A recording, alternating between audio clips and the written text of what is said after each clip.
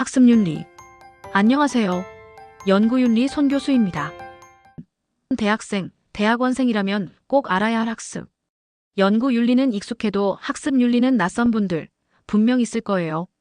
학습윤리란 학문 탐구라는 신나는 어드벤처에서 잊지 말아야 할 매너, 룰 같은 거예요.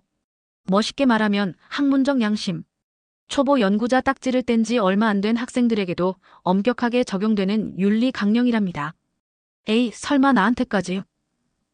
네, 여러분에게도 해당됩니다. 그렇다면 왜 학습윤리가 중요할까요?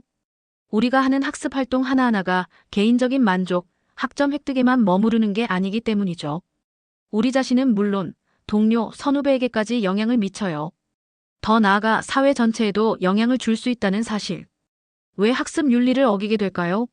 많은 경우 눈앞에 아른거리는 A 때문이죠. 높은 학점, 욕망 인정. 하지만 장기적으로 윤리를 칼같이 지키는 게 훨씬 이득입니다. 윤리적으로 행동하는 것이 결국 나를 위한 길임을 기억하세요. 자료 찾기는 왜 힘들고 시간은 왜 부족할까요? 촉박한 일정에 쫓기다 보면 꼼수를 쓰고 싶어질 때가 있어요. 이럴 땐 효율적인 시간 관리 능력이 필수. 평소에 꾸준히 시간 관리 연습을 해두세요. 벼락치기는 이제 그만. 하지만 간과해선 안 될 가장 큰 문제. 바로 우리 스스로의 윤리의식 부족.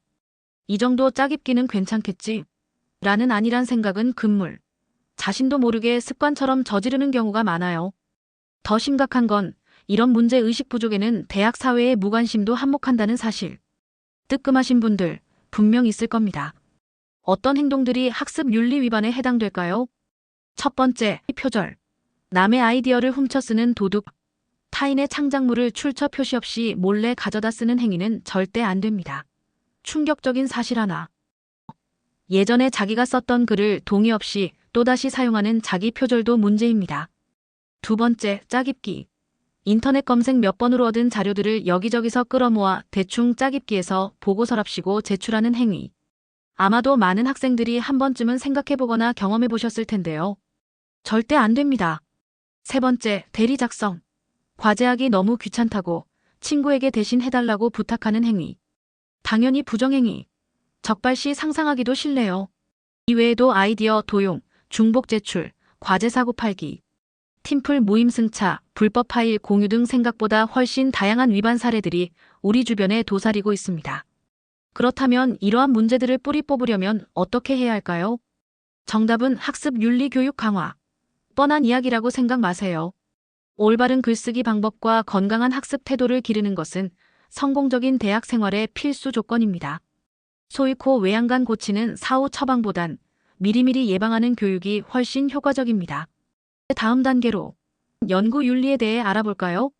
연구 윤리란 연구자가 연구를 시작하기 전 계획하고 실행하고 논문을 쓰고 발표하는 모든 과정에서 지켜야 할 규칙과 약속을 의미합니다. 연구활동의 시작부터 끝까지 모든 단계에 적용되는 것이죠. 연구 윤리의 가장 중요한 목표는 연구의 진실성을 지키고 나쁜 행동들을 미리 막는 것입니다. 웹 검색 결과 다음과 같은 연구 윤리 위반 사례들이 있었습니다. 부당한 저자 표시는 연구에 기여하지 않은 사람을 논문에 저자로 올리는 행위로 가장 흔한 부정행위 중 하나입니다. 데이터 표절 및 도용은 지도 교수가 대학원생의 데이터를 빼앗아 다른 학생 논문에 쓰거나 대학원생 보고서를 교수가 자기 이름으로 발표하는 경우입니다. 논문 대필 및 강탈은 교수가 학생에게 논문 작성을 강요하거나 학생 논문을 빼앗는 행위입니다. 아이디어나 특허를 훔치는 사례, 부실 학회 참석, 다른 논문 내용을 허락 없이 베껴 쓰는 표절도 있습니다. 좀 더 구체적인 사례를 볼까요? 대학원생 A씨는 지도 교수 때문에 자기 실험 데이터를 후배에게 넘겨줬는데 나중에 그 데이터가 후배 이름으로 발표된 논문에 사용된 것을 알게 되었습니다. 대학원생 B씨는 교수의 부탁으로 20페이지짜리 보고서를 썼지만 교수가 자기 이름으로 그 보고서를 발표한 것을 알게 되었죠. 이승주 씨는 국책과제를 받으려고 자기 아이디어와 특허를 교수에게 빼앗겼습니다. 최근 5년간 연구 부정행위 의혹이 제기된 544건 중 부당저자 표시가 36.9%로 가장 많았습니다. 연구 윤리 위반은 연구개발과 과학기술 문화 발전을 방해하는 주범입니다. 이러한 문제들을 해결하기 위해 대학 내 연구윤리 진실성위원회와 기관생명윤리위원회의 공정성과 신뢰성을 높여야 합니다. 연구윤리 위반 사례를 투명하게 공개하고 책임자의 실명을 밝혀야 한다는 의견도 있습니다. 한국연구재단은 연구 부정행위 관련 업무 처리 절차와 참고 사례를 모아 사례집을 발간하기도 했습니다. 오늘 우리는 학습윤리와 연구윤리의 중요성에 대해 알아봤습니다.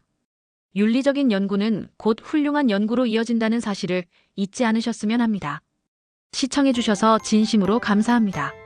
다음 영상에서 만나요.